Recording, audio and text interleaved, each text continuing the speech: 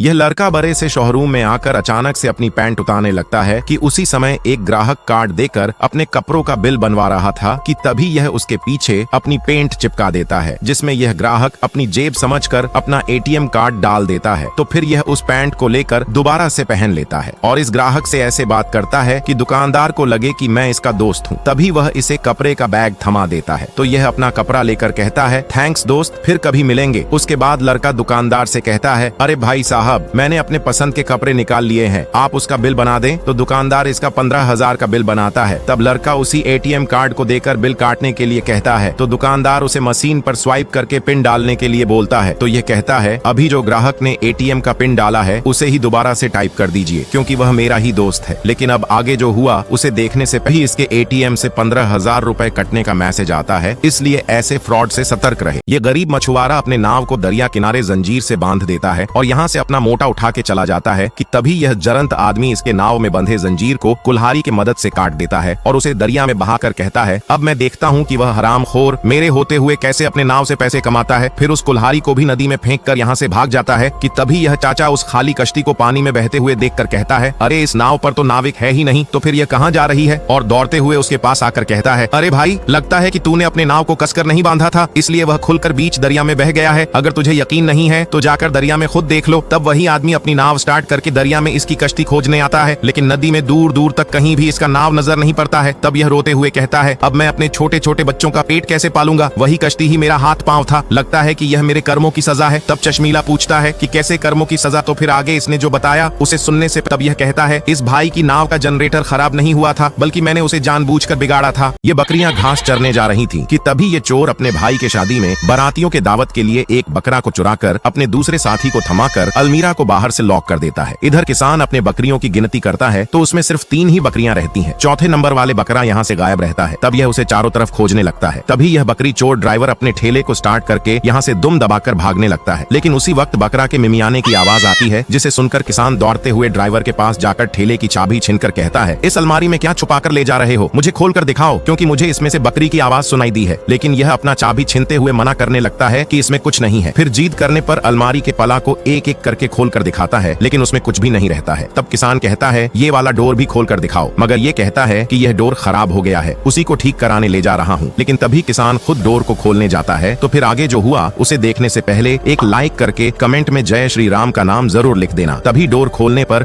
उसमें से कुछ नहीं निकलता है, लेकिन ठेला आगे बढ़ने पर वह बकरी चोर रंगे हाथों पकड़ा जाता है। ये मालिक अपने नौकर का ईमानदारी टेस्ट लेने के लिए गेहूं के बोरी के अंदर 5 लाख रुपए छुपाकर उसे सुई धागे से सीलने लगता है, ताकि नौकर को शक न हो कि इसमें पैसे हैं। फिर दोंगे पर चढ़कर बहाना बनाता है कि भाई, मुझे तो ये गेहूं गिला लगता है, ऐसा करो तुम इस गेहूं को वापस से धूप में सुखाकर ले आओ, तब इसका आटा पिसना। तब नौकर उस गेहूं को उठाकर धूप में सुखाने ले जाता है। तभी दूसरे नौकर को भी पैसे वाली बात पता चल जाती है, इसलिए यह आकर कहता है, अरे भाई, तुमने आटा चक्की को खुला क्यों छोड़ आए हो, जाकर जल्दी उसे बंद करो, नहीं तो मालिक तुम्हारा पिछवाड़ा लाल कर देगा। तो टकला मशीन बंद करने चला जाता है। तभी यह गेहूं के अंदर से 5 लाख रुपए को निकालकर बड़े ही चालाकी से झोपड़ी के अंदर छुपा देता है। उसके बाद मालिक आकर पूछता है, अरे भाई, क्या तुम्हें इस बोरी के अंदर से कुछ मिला है। तब टकला बोलता है, नहीं साहब, मुझे कुछ भी नहीं मिला। तभी मालिक गुस्से से इसका कलर पकड़कर कहता है, इस बोरी के अंदर हमने 5 लाख रुपए छुपाए थे और तुम कह रहे हो कि कुछ भी नहीं मिला। लेकिन अब आगे जो हुआ उसे देखने से पहले एक लाइक करके कमेंट में जय श्री राम का नाम जरूर लिख देना। तभी टकला इसके ऊपर कपास लगा देख उस रूम में से पैसे निकाल कर लाता है और कहता है, मालिक, आपका असली चोर तो ये पुराना नौकर है।